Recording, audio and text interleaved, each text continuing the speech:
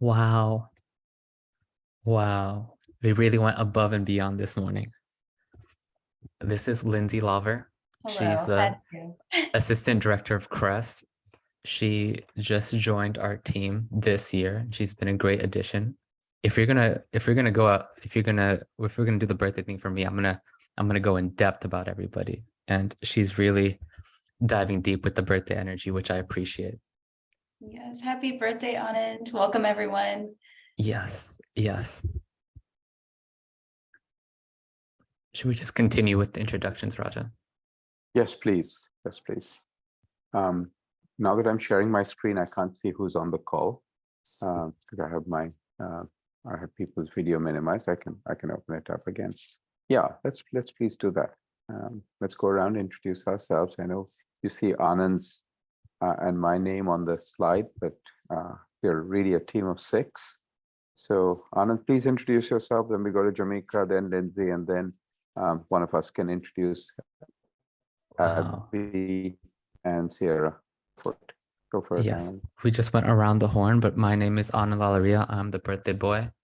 February 15th. It's a great day. I'm the operations coordinator for the science internship program and part of the CREST team. CREST is creating equity in STEAM. One member that I can introduce is Sierra Schneider. She's the assistant director for SIP. She is not with us this morning, but I wanted to say her name as well. Aloha, good morning. My name is Jamaica Marshall, and I am the coordinator for Shadow the Scientist. I joined this wonderful CREST team on January 5th, and I am so excited to be here with you all today.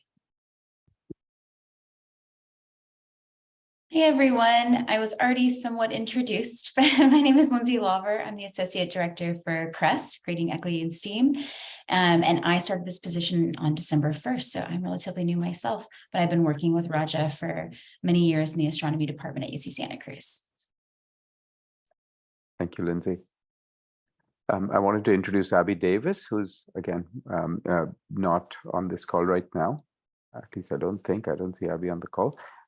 She's based in the UK. Abby and I worked together for many years. She was on SIP team years ago. She's now the global liaison for CREST. The Creating Equity in STEAM initiative is really an umbrella initiative that includes a set of programs leading up to and going beyond SIP, the Science Internship Program. Today's info session is really about the Science Internship Program. My name is GuhaThakurta. I'm a faculty member in the Astronomy Astrophysics Department. I've been a professor here for years. I'm currently for a few more months, and I've been involved with the SIP program since its inception 14 years ago. We're going to go into its 15th year. Welcome everyone to this second information session for the 2023 season. The first of our information sessions was a week ago. It was last Wednesday evening Pacific time, and we recorded that. And that recording is available on our SIP YouTube channel. You can view that. There's already been quite a few views on that. I can start powering through the slides now if there's, unless there's any other introductory things we wanted to say here. Yes, let's dive deep into it. Okay, here we go. I'm going to minimize my windows. I won't be able to see you all again, but I'll try to keep an eye on the chat. And Anand actually has just posted the link to the first session. And Yes. Anand, one of the things is you see the t equals 1969 seconds. That's specific to, it'll show you, it'll take people to the 1969 second point of the recording. So if you remove that, then they'll see the whole recording. Yes. The minor to the link. Okay. So today's info session, really we want to, it's being recorded. So please be aware of that. We're asking people to mute their microphone, but we'll have plenty of time for Q&A during the presentation as well as after. We want to talk about what the SIP program is, how the research projects within SIP work, give you some timeline, other specific information, specifically for the 2023 offering of the Science Internship Program. And you say SIP, that's referring to the Science Internship Program. Okay, this recording will also be posted on the SIP YouTube channel, and Anand just posted an updated link. That's to the recording of last Wednesday's session, the February 8th session. All right. Anand will be back in just a minute, and I will continue with the slides. Okay. So this is a one-slide overview of the Science Internship Program. What SIP is a summer-long, which in our case means 2 + 8 week research internship program for high school students. We started out predominantly in STEM fields in the sciences, but we've since moved to the social sciences, humanities, and arts. We really should add humanities as well here. 2021 was the first year in which we explicitly went into art and, the A in STEAM. Now, at the core of SIP is critical thinking, as you will see. But this critical thinking doesn't take place in a vacuum. High school students work in groups. So they work in small groups. We'll talk about that in detail in a minute. But they're also mentored closely by academic researchers who use this kind of critical thinking on a daily basis for their research. So there's close mentoring of high school students by UCSC-based researchers. Most of them are PhD students working towards a PhD, but there are some post-PhD researchers, postdocs and research staff, and there are faculty involved in many projects are embedded within existing research projects that are already happening at UCSC. They're authentic in this sense. They're not just made up because high school students are going to be coming to Santa Cruz. So this is a very important thing to realize about SIP is the research projects that the high school students work on are a small part of a greater research project. Because of that, what we can absolutely promise is a deep immersion of each high school student in the research process. And I want to emphasize the word process. We can guarantee immersion in the research process. What we cannot guarantee and will never guarantee is that at the end of the 2 + 8 weeks, at the end of the 10 weeks, the student will have a discovery or a result that is ready for publication. Okay. The 10 weeks of the SIP summer program represent a small portion of their research mentors' research project, small portion. A researcher's time is often measured in years, sometimes in months, but years, decades even. So to expect a group of high school students to come together and achieve a meaningful result is not realistic. So we really guarantee immersion in the process. We don't, we don't guarantee research results. So I wanted to get that out of the way early on. There's also opportunities for wider enrichment, exposure to other research topics than the ones that each high school student is engaged in. We have academic enrichment lectures, STEM Horizon talks from other researchers, that is, in other topics. You have talks on college preparation, financial aid, college essays. These are embedded into our into some of the internship days throughout the summer. Now we say 2 + 8 because it's 2 weeks of research preparation online. We don't have housing or in-person capacity during those first 2 weeks. It's optional online research preparation. And during that time, we run a Python bootcamp. We'll run a workshop on just navigating open-ended research. I'll talk about that in a moment. And then it's 8 weeks of research after that. We ask students to commit to a minimum of 6 of the 8 weeks, and most students commit 8 weeks, most students are keen to continue the research beyond the summer. That does happen sometimes, continuing beyond the summer, but that's outside the formal context of the SIP program. Okay, I'm going to go on. Next slide. Speaking of open-ended research, I wanted to present this sort of spectrum of degrees of engagement. So SIP involves people working on open-ended research projects. By open-ended, I mean that the mentors have not tackled these research projects before. They're tackling them for the first time this summer, and that's what the high school students are engaged in. They are not canned projects. They're not things that the mentors have already done and they're redoing.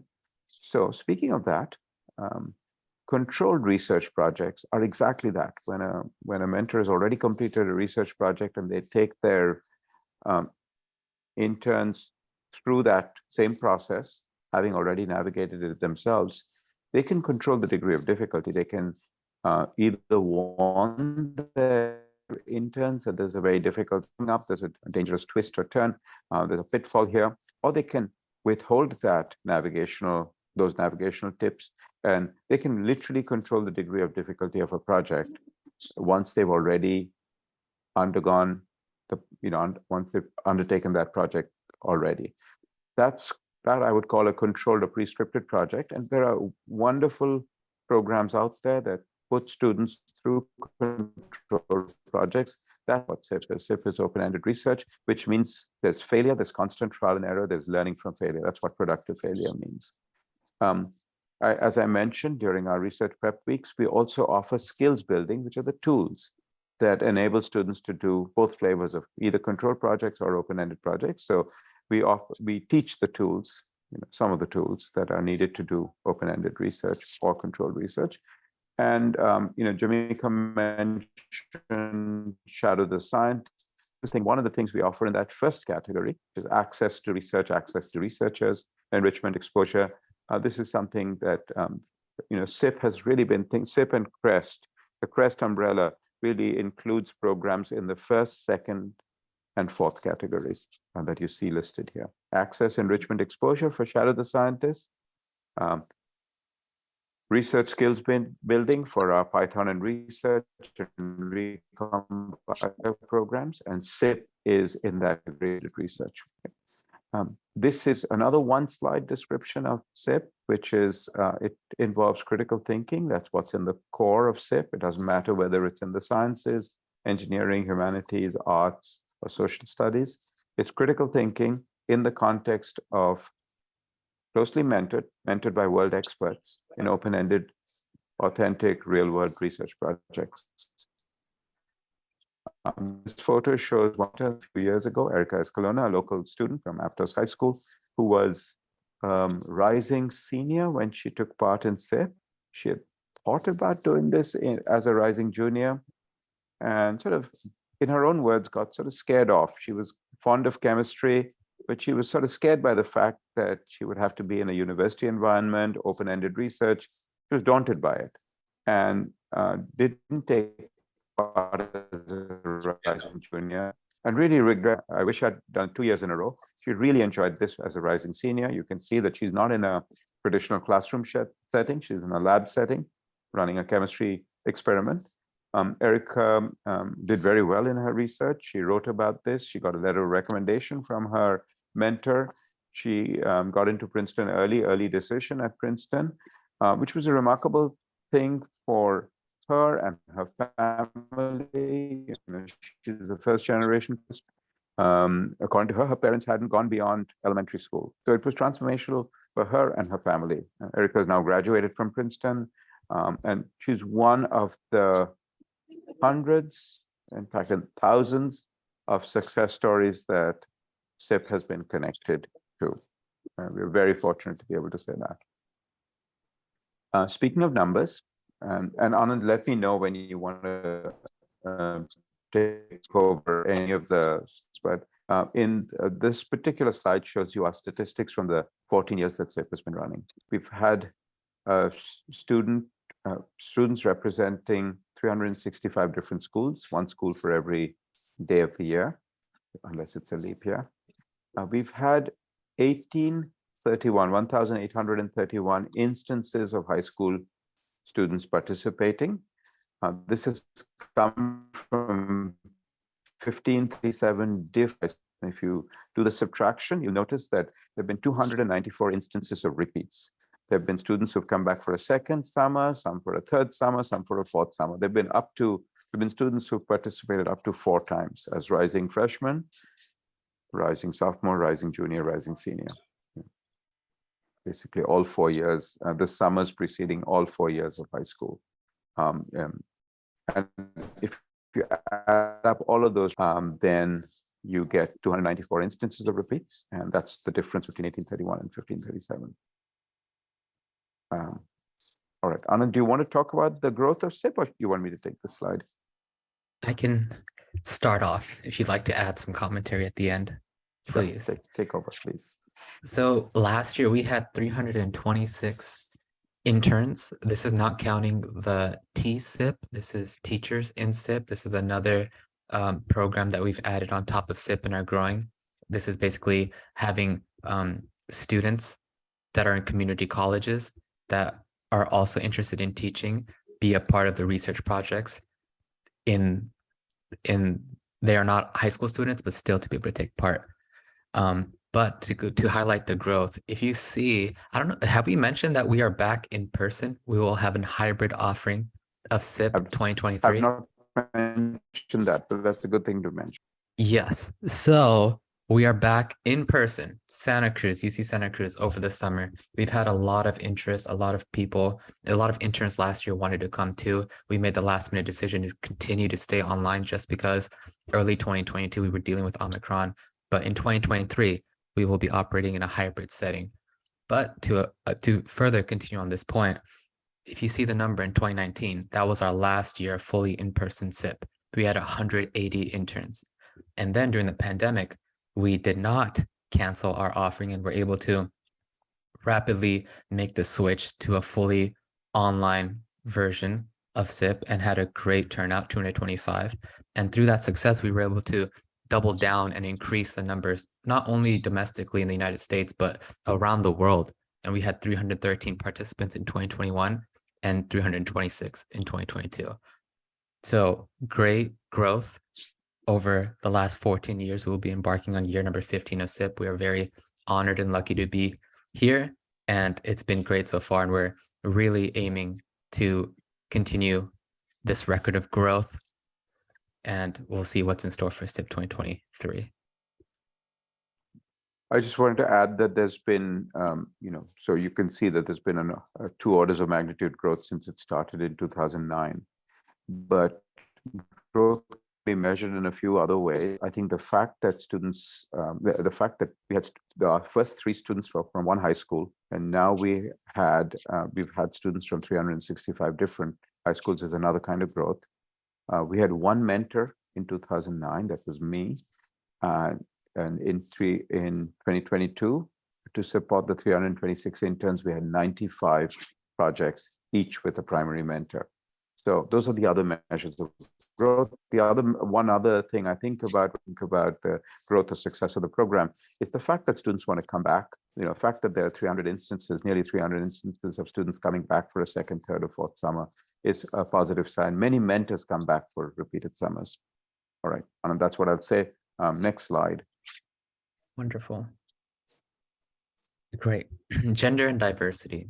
So to highlight, our SIP has been a 2 females to 1 male ratio. That's a great thing to see. We have really gotten 1/3 of all interns to come from backgrounds of underrepresented ethnicity, first generation college aspirants, and low income households. So we have a scholarship program that is included in the application that everyone can opt in to fill out. Raja can talk more about how we calculate the formula, but we're really trying to offer this not only to students that know about the program, but also to people that might come from areas that they didn't think this was possible, but really giving access and not having finances be a burden, because again, through education, we would like to see people take part and not be left out. And Anand, I just wanted to say that our female identifying to male identifying student ratio is 3:2, not 2:1. It's been 3:2 most years, 60-40. 3-2. Oh. 60-40, 60-40. 3:2. Okay. The only exception was the first year where we had 2 boys and 1 girl, the very first year of the program. I just did the math in my head. That makes a lot more sense than 2:1. Yeah. But thank you. No, it's sort of close to 3:2. Yes. Over the history of the program and in each individual year, except for the very first year, where that year boys outnumbered girls 2:1, but there were only 3 students in the program. Okay. The SIP has a very strong focus on BIPOC youth and students who are again first generation students who've been historically excluded from higher education, STEM, STEAM at the college level, the university level. All right, I'm going to move forward. I'm very proud of this slide because I put in a lot of painstaking work to make this slide happen. Many people have. I'm not the only one who's put in this work. But these are the 365 students that have been represented in SIP. I love the splash of color. As someone who's colorblind, I had to use colors that I can actually see. Red means it's an international. Blue means it's a US school that is located outside the state of California. And black means it's a school that is located within California. Now, if your eyes are sharp, and I realize the font is very small here, it had to be to fit 365 names on a slide, not just school names, but also town names, and state names and country names. So one of the things you'll notice is some of the names are in italics and some are in Roman font. Roman font means it's a public school, so not fee-based. Whereas if you see italics, it means it's a fee-based independent school. Lots of countries. I haven't counted how many countries represented. We should do that at some point, but lots of different countries represented. I mean, just lots of states, lots of countries. Just counting from the top, say United Arab Emirates, UAE a couple more times, Turkey, Russia, Brazil, China, Canada. I'm not going to read all the names, but there's a lot of states, a lot of countries. We're really proud of this. We hope this continues even when SIP is in hybrid mode. It was a lower barrier for international students to attend when it was purely online. It means we offer online participation as an option, but it's not the only option available. All right, Anand, take it away. Yes. Now let's move on to talking about projects and what interns will actually be taking part in.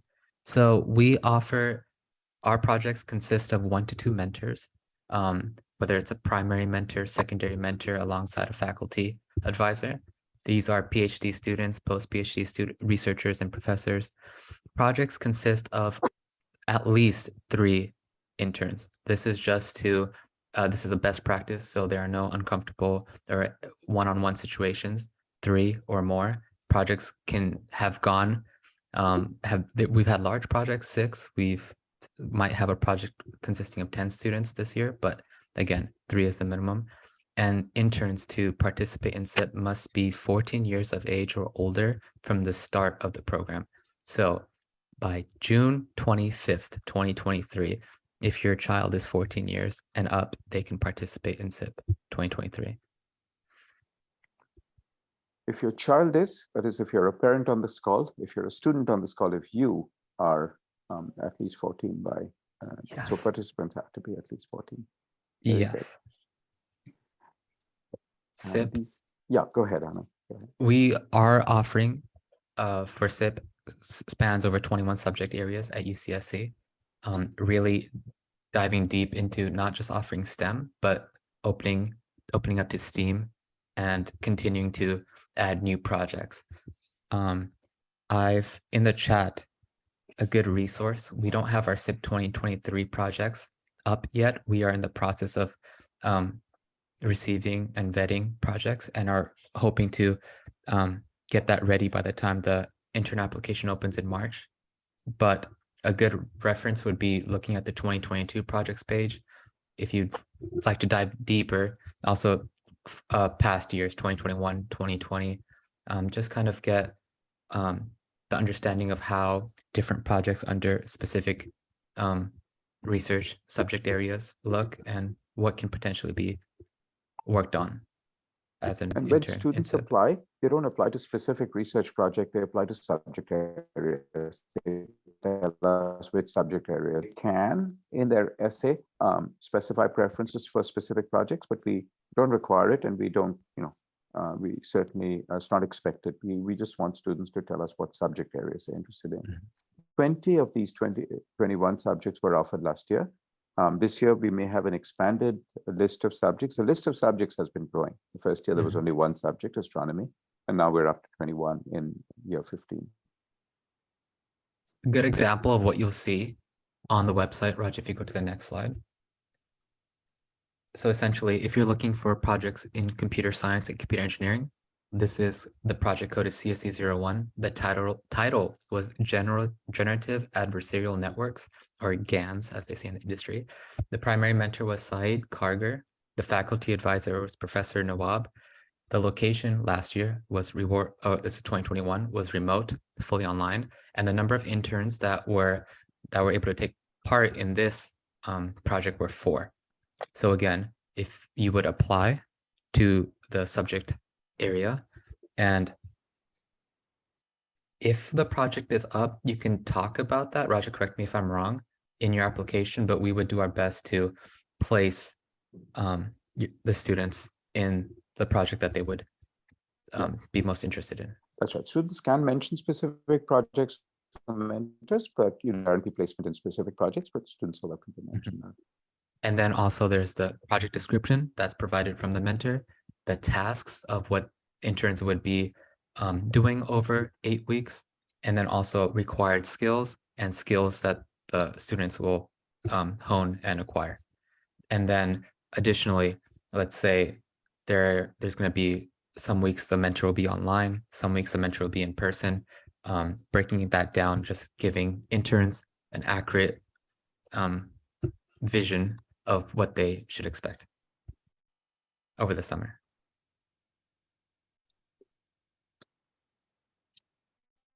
There's another example on the next slide as well. This is a project in the astronomy and astrophysics subject area. So this one was project code AST01, title, What Happens Around Supermassive Black Holes. The primary mentor was Dr. Martin Gaskell. He'll be returning to SIP for his 10th year, which we are very excited about. We all love him. The number of interns in this project were 3. Again, project description, the tasks, what they, some skills that they should have prior if this is a good fit, and then also skills that they will develop and hone. And then again, there's a URL here so you can find out more about Dr. Martin Gaskell, and then a breakdown week by week of the mentor's availability. Okay, I will continue on to the next slide. So SIP program details. What to expect in 2023. A hybrid, remote or in-person program. Again, I might be the most excited to be back in person. Santa Cruz in the summertime, beautiful. So the students have the option to either participate 100% in person, 100% online, or some combination of the two. If you would like to, let's say your student gets off in May and they have a couple weeks at home and then they want to be out of the house at the end of June and July, it would be a good way to have that little break, and they can participate in SIP for the first 2-3 weeks in person. If they'd like to be at home, if there's a family vacation, they can participate remotely. They can break that down how in the fashion that works best for them. So essentially, our goal is to deliver a comprehensive and inclusive program. Meetings, instructions, workshops, social hours. This caters to all interns, in person and online. We don't want to sacrifice quality, and we will really try to deliver a solid offering to both versions of participation. If interns are worried that they will not be able to engage adequately online, they should consider participating in person. We can control that 100%. The online element does come down sometimes to Wi-Fi and where you're coming from, time zones. We have a lot of students that participate internationally. Please fill out the scholarship application. We would love to have you in person. But again, it is possible. It's just we have had people in different time zones, and it is difficult sometimes to be up at 1 a.m., 2 a.m. But we really work with our mentors to find times that work for everybody. Interns must have access to a computer, laptops. Sometimes a Chromebook will work for certain projects, but sometimes it will not. If this is an issue, we can provide a loaner. Sean, excellent question. School starts on August 14th. If he's admitted, he will miss 1 week of the program. Will this be okay? So essentially the last week of the program is the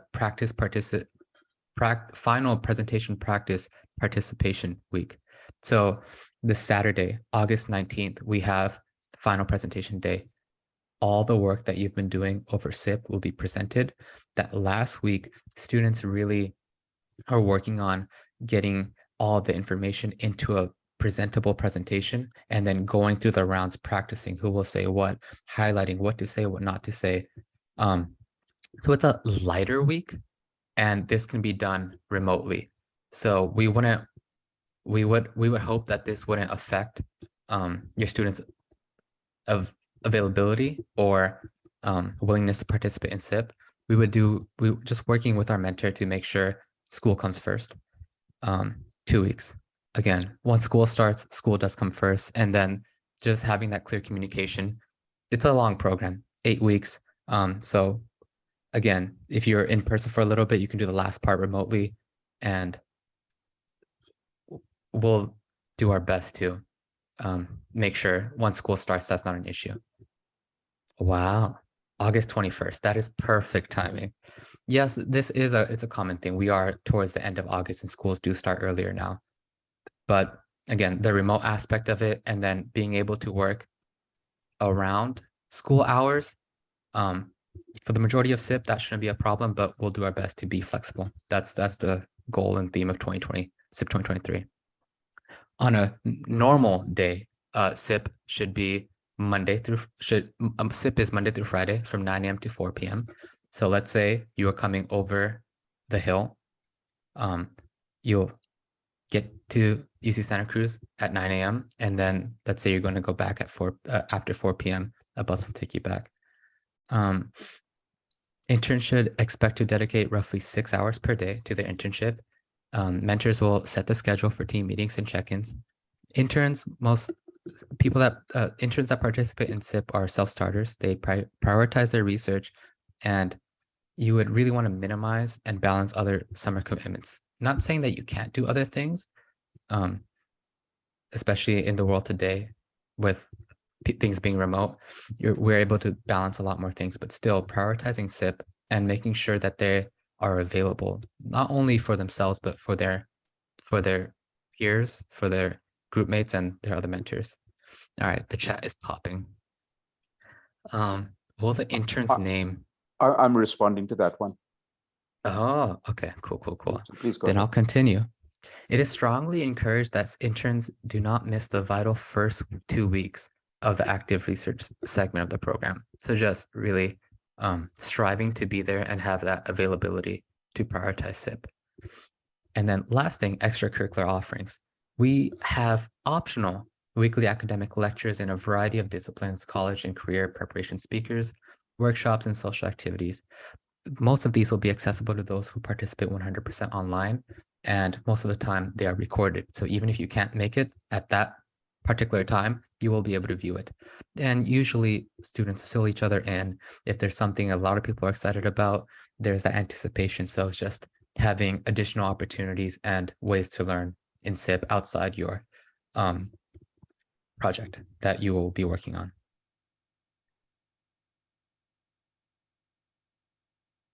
Okay, Roger, are you still working on the chat or should I go into the next slide? You can go to the next slide, but I'm going to answer the chat. I'm Okay. just writing out a long reply. Go ahead. Perfect. SIP 2023 program costs. So when applying, the application fee is $60. This is non-refundable. The deposit to hold your spot is $400. Roger, correct me. Is this when you get accepted? That's correct. But there are waivers of the SIP application fee. All you have to do is ask. And the process of getting a scholarship to waive the $400 deposit or the rest of the program fee, that's more elaborate, but getting a application fee waiver is super easy. Just ask. Yes, and this information is all on the website. And also, if you do have questions and want to ask, please email us. The email will be also found at the website. And then the last fee, once you opt in and accept your offer to participate in SIP 2023, the remainder of the academic program fee is $3,600.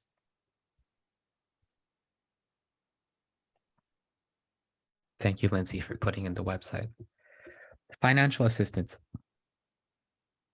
Full and partial need-based scholarships are available. Please, you will see this on the application, and please fill out your information when applying. We really strive to make sure that the finances do not hold you back and want to include as many people as possible. So please apply to SIP. Wonderful. The SIP application. So we are getting close.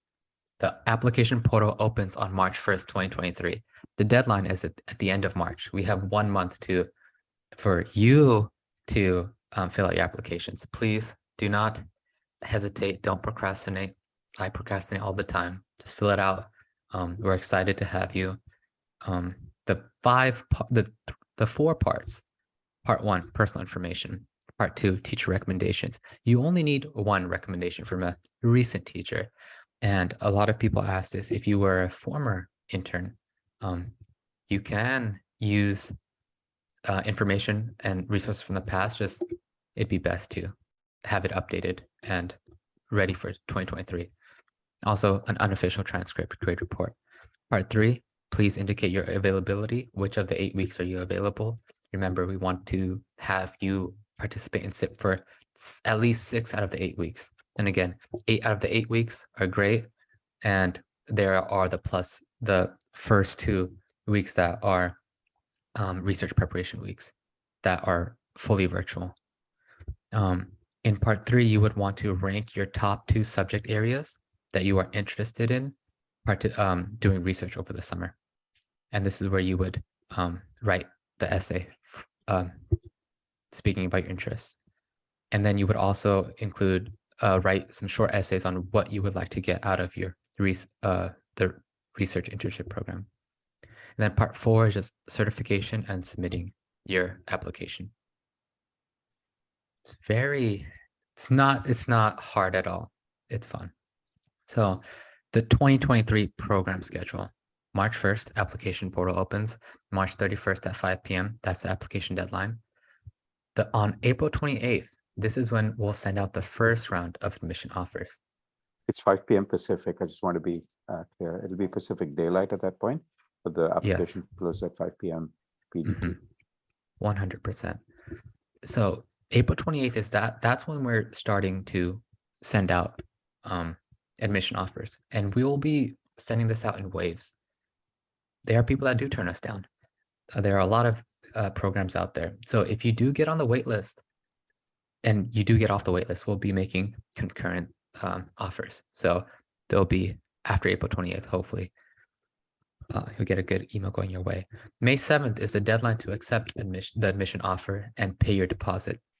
May 14th is the deadline to pay full payment and submitting your registration packet. The program, the research preparation weeks will start on June 12th and last until June 23rd. We'll have our program kickoff in person, and you can participate online, but that will happen Sunday, June 25th. Moving into the dorms will also take place on Sunday, June 25th. The first day of research is the next day, Monday, June 26th, and will go on for 8 weeks until August 18th. And then to wrap up SIP 2023, we have our final presentation day This will take place in person at UC Santa Cruz as well, online, but Saturday, August 19th, 2023. That's the final day of SIP. It is super important for all interns to take part in presentation day, even if their school has started. So please, if you are considering applying to SIP, please make sure that that day, the morning Pacific, morning PDT, that day, Saturday the 19th, is open on your calendar if a student is considering applying. That's an important thing to take part in, because there's a lot of synthesis that goes on when students present their research, and we don't want them to miss out on that. I'll go to the Very next well slide, said. Anand. Yes, please. Okay, daily life. Let's talk about getting to SIP. So we have 2 shuttle options. You can participate fully virtually. You can be in the dorms 7 days a week. You can be there on the weekends. And if you want to be in the dorms 5 days a week, let's say you take a shuttle from Mountain View, that area, North Silicon Valley, you can take the morning shuttle, be on campus for 5 days, and then have the shuttle take you back on Friday and then be home for the weekends. Again, this will go 2 different directions. We have a North Silicon Valley shuttle. This comes from the Mountain View Caltrain station in Saratoga. 2 stops, 2 pickup points, Mountain View and Saratoga High School. The options, daily weekday, all summer, or Monday mornings and Friday afternoons. So this will run 5 days a week in the mornings and afternoons as well, if you'd like to return home at the end of the SIP day. The South Salinas and Watsonville shuttle, this is coming from Gonzales, Salinas, and Watsonville. This is Monday mornings and Friday afternoons. So this is not a daily service shuttle.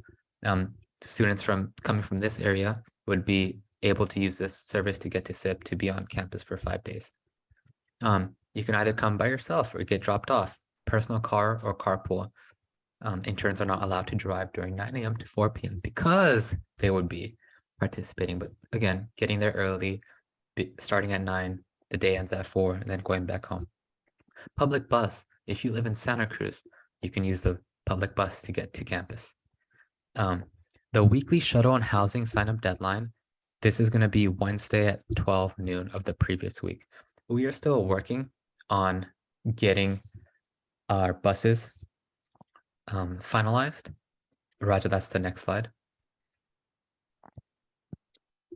But, okay, we can go back. So pickup and drop off locations. The pickup times vary from 7:30 to 8 a.m. Drop off times, if you get off at 4, getting over the 17th, from 5 to 5:30 p.m. Signing up on a week-to-week basis. This will be finalized and times will be published as we get closer to the program. The cost in 2019 was $200. We are working with our service providers to get a new price for 2023, and we should have that information relatively soon. That should be on the website by next week, and we'll be ready before applying for SIP. The application opens. But again, the cost for the Monday AM and Friday PM housing shuttle, that was $65 a week in 2019. If you're on a needs-based scholarship, these transportation costs will be waived. And from the North Shuttle, the locations are the Mountain View Caltrain station and Saratoga High School.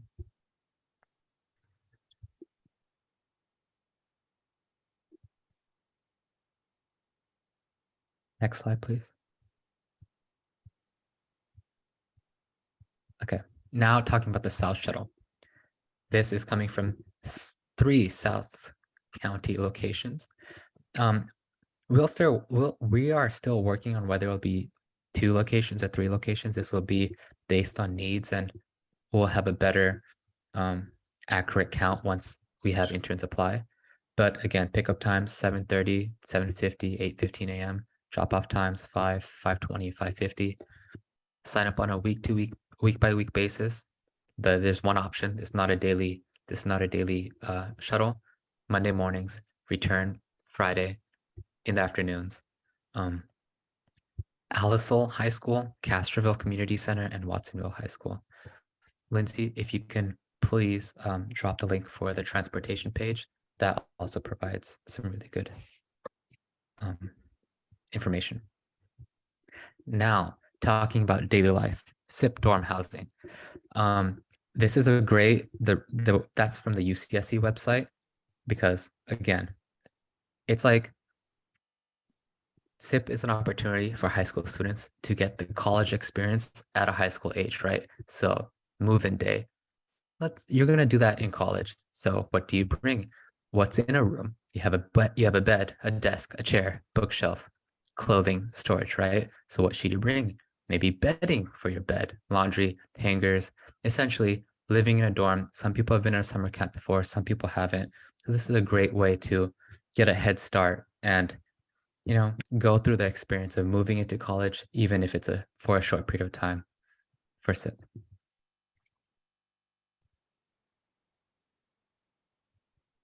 We will be having our housing at the Crown College this year. SIP consists of 10 separate colleges. Small, they're not small, but it's not like one centralized place on campus. There are 10 different ones. We'll be at Crown College at the Gauss and Galileo houses. It's a beautiful campus. You can see just lovely white buildings and lots of greenery.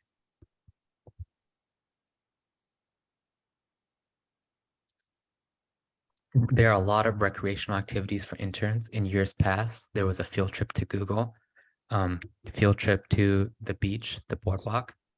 And Raja, this is an observatory. Is it Mount Hamilton? It is indeed. It's Lake Observatory on Mount Hamilton. Lake Observatory. Is it Lake Observatory? Very nice. And we're looking forward to exciting new ones for 2023, being back in person.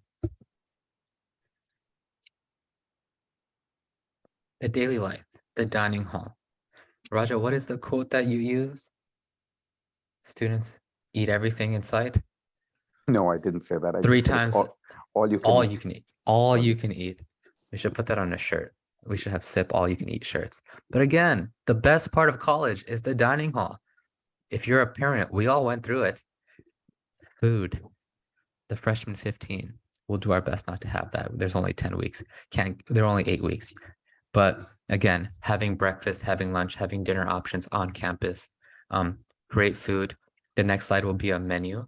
But again, self-serve or just stations where fresh food is served, salad bars, breakfast, eggs, waffles, lunch, great variety of options, dinner. I think it's important to note that UCSC really does a wonderful job of catering to a wide range of dietary restrictions and needs.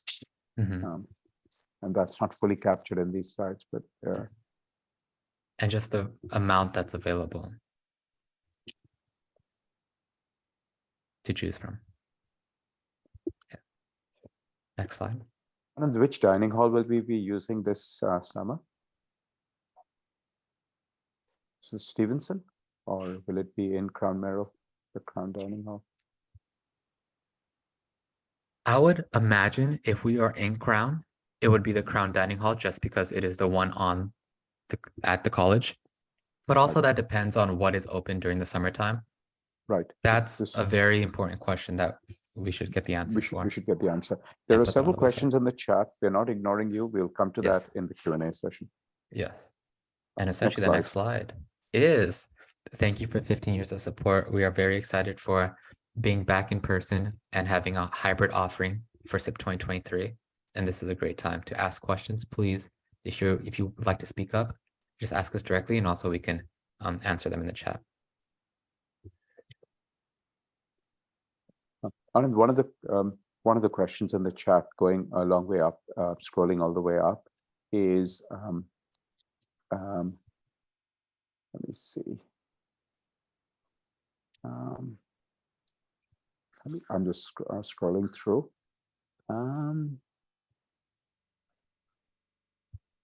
Would you like to say it by time or by name?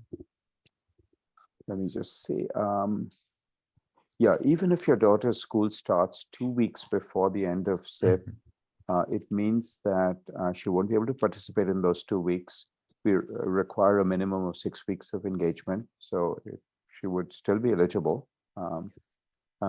I wanted to say that to Archana. And then I already answered Yi Wang's question about authorship on papers. I answered that in the chat. The chances of a 9th grade student with no prior research experience being admitted to SIP is fine. It's not particularly low. It's about the same as every other applicant. And I'll talk about sort of acceptance rates because that was one of the questions. Come to that in a moment. Sumit, you asked whether when projects are open-ended, but do they have a logical end for interns at the end of SIP? Yes, we try to structure them so that the interns have milestones to reach by the end of the summer. Absolutely. Do they continue through school days in case they don't reach a logical end? That really, whether they continue into the fall, really depends on the mentor's availability and where the project is and whether the interns wish to continue into the fall. I again emphasize that the SIP program really ends on sharp end on August 19th of 2023. Any work that continues into the fall is really at the discretion of the mentor. There's no obligation on the part of the students. It's at the discretion of the students and really depends on the nature of the research, where it is at that point of the summer. It's not within the confines of the SIP program at that point. We do share sort of breakdown among freshmen, sophomore, juniors, seniors. So rising, we have more rising seniors in the program than any other category. And I think, if I remember correctly, it's something like 40% of our SIP interns in any given year are rising seniors. It's something like 30%. I believe it's 40, 30, 20, and 10 are the percentages of rising seniors, rising juniors, rising sophomores, rising freshmen. Now, this is actually not unrelated to the mix in the application pool. There are more rising seniors who apply to our program, rising freshmen. Let's see. In terms of acceptance rate, last year we had 1,400 applicants. And in the end, we made about 400 offers in order to construct a program of 326 students. We had 60 some students who turned us down for other programs. That's the admission rate Sean asked. If you are in Southern California, is there an option for students to stay in dorm housing on the weekends? Yes, 7-day housing is available for all out of area students. And even for students who are in Northern California, if there's a special request, if parents are out of the home for a particular weekend and the student needs to be in housing, they can sign up for 7 days for that particular week. When out-of-state students stay the weekend, we have organized activities that take you off campus, but they're not allowed to go on their own unless there's a local host family who checks out the student from the dorm. And just to, one thing we did not talk about is there are going to be RAs in the dorms. They're not going to be just by themselves and students. There are going to be organized activities, and if there are things that they want to do. This is not just a top down. There's going to be a conversation. Hey, what do we want to do? We have 8 weekends ahead of us, right? So things can be planned, things can be set, and we really strive to have 10 for every RA. There are 10 students, so a 1-to-10 ratio. I know we're doing numbers here. Hopefully those numbers are correct. But yes, having that support, having people that are looking out for interns the first time on their college. They are very young. It can be a scary thing, especially being away from home for that long. And if you're an international student, but we do our best to have a safe and catering environment for everyone's needs and just a really good support network. So you don't feel like you are away from home or you are essentially alone.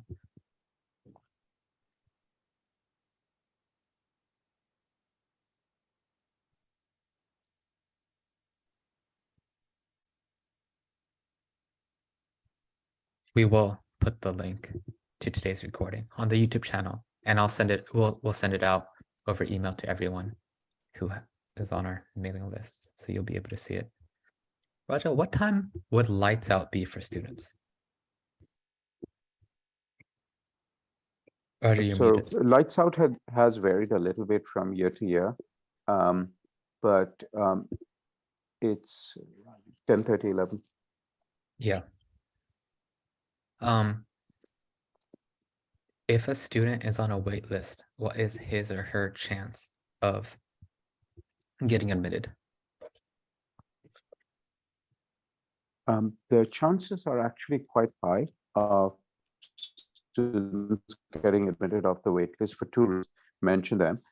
So we have a very large wait list when we make our initial round of offers. It's an initial round. There are two reasons why students, there are two opportunities for students to make it from the wait list into our final roster. One of those opportunities is when someone who's received an initial admission offer turns us down for a different program or isn't happy with the particular project they've been offered and they want to go back on the wait list. That opens that spot. A second and even bigger reason for students being placed off the wait list is new projects appear during the months of March, April, and May. As researchers get closer to the summer and they know what research they're going to be doing over the summer, they are able to post projects. Because it's authentic, open-ended research, sometimes mentors don't know at this point whether their project will be in a state where they can take concept interns over the summer. So those are the two reasons why students are placed off the waitlist. So once you're on a waitlist, your chances of getting into the program are about the same as when you applied initially, which is, as I said, 1,400 applicants last year, 400 offers. So a little, something like 30%. A little under 30% was the acceptance rate last year. And we don't know what the exact numbers will be for this year. Of course, we don't know exactly how many applicants, how many spots. We expect to have more than, we expect to have close to 400 intern spots this year. Yeah, if students pick hybrid mode, they'll tell us which weeks they want to be here. Yes, there's separate cost for housing. And last year, at least, it was something like, close to $700, about $100 a day is the rough cost of housing, roughly that. It's actually a little more than that. It works out to be, sorry, what was it last year? It was $675 for the 5-day, housing In option. 2019. In 2019, sorry, not last year. And it No was worries. closer to $900 for the 7 days a week. So I think it's something like, works out to about $130 a day, $130, $140 a day is what it works out to be. 130, I think is what it works out to be. But this is what it was in 2019. We are still waiting to get firm prices from conference services. Yeah, there are organized activities, exactly as Anand wrote, and the RAs are trained. Our RAs are undergraduates who are already worked as residential advisors for other college students. That's who we hire into our RA program, the residential advisor program. And generally, even without the weekends, exactly as Ananda said, they can take part in extracurricular, co-curricular activities during the evenings. They're doing academic work until about 4 p.m. Students work with their supervisors after SIP. Will that be considered a long-term internship? No, it's really outside the confines of SIP. That part is something that's, that continuation only happens. It's not considered part of SIP. It only happens if that's beneficial for both. If that works for the mentors, if it works for the students, and if it's, of course, if it's beneficial for the research. No, thank you, Sumit. Thanks. Students are generally expected to have homework or spend time doing research in the evenings or weekends. The acceptance, that's to answer Archana, way to answer your question, the acceptance is based on projects in the following sense. There are certain subject areas that have a lot of projects. There are certain subject areas where there is very few projects, very few intern slots. And that has to be compared to what the demand is, what students are asking for, what most students are asking for, what subject areas most students are asking for. For example, biology tends to be quite oversubscribed. A lot of students ask for biology projects. And while we have a lot of biology projects, the supply greatly exceeds the demand. Astronomy, it's the same way. Computer science is another very popular area. We have a lot of projects in computer science, astronomy, and biology. Psychology, we have a lot of projects available generally. Yes, you will, as in the course of the month of March, you'll get to see how many interns are available, how many intern slots are available in each subject area at that point in time. I say at that point in time because as I explained, the number of research project offering continues to grow. Lights out, yeah, I think has been around 10:30 or 11 p.m.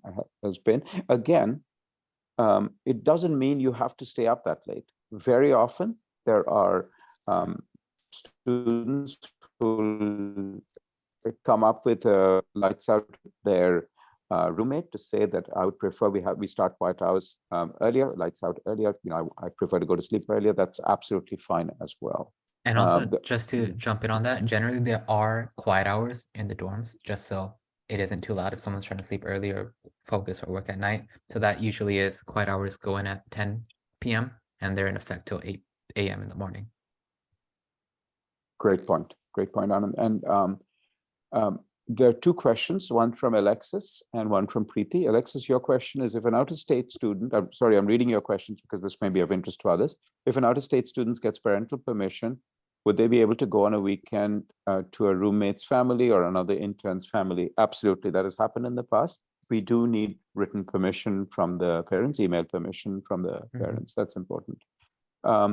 Is the Preeti's asked, is the project assigned after the shifted, or does the student need to propose a project during application? Students only tell us what subject areas they're most fond of, their favorite and second favorite subject area. They can specify more than two in their essay. And at the time of admission only happens if a student, we can place a student in a specific project. Those two things happen together. That makes sense. I know we are over time, 10:08, and the cost of the actual program and what will the scholarship cover? Okay, so the tuition part of the program is $4,000 tuition. The application fee is $60. The tuition is $4,000, and that's paid in two chunks: $400 first, and then $3,600 later. If a student qualifies for need-based scholarship, it covers if they qualify for 100% scholarship, it covers all of that tuition. It also covers housing and meals costs when a student qualifies for scholarship. How many are given out on average? Alexis, you asked. We're happy to say that in past years, everyone who's applied for a scholarship and who's qualified on the basis of need has received a scholarship. Everyone, literally everyone who's applied and has qualified on the basis of need, based on our need-based criteria we write down. We've had about a third of our students have been on scholarships, about a third. So 100 out of 300 in a year. So that's been a typical number. When can you apply for a scholarship? When you apply, and in the application itself, we ask for information about household income, number of dependents, and that's what the basis of the scholarship decisions are on. It's in the application itself. Mahalo.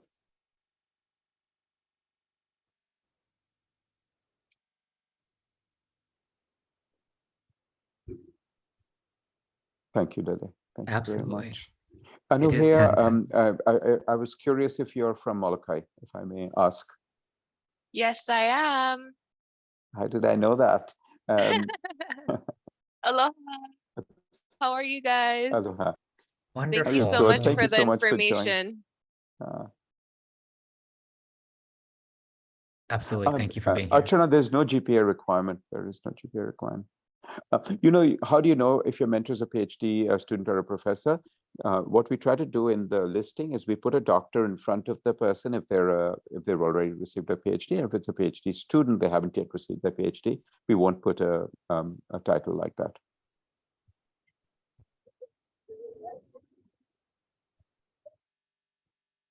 Anuhya, which one is your child, if you wouldn't mind saying?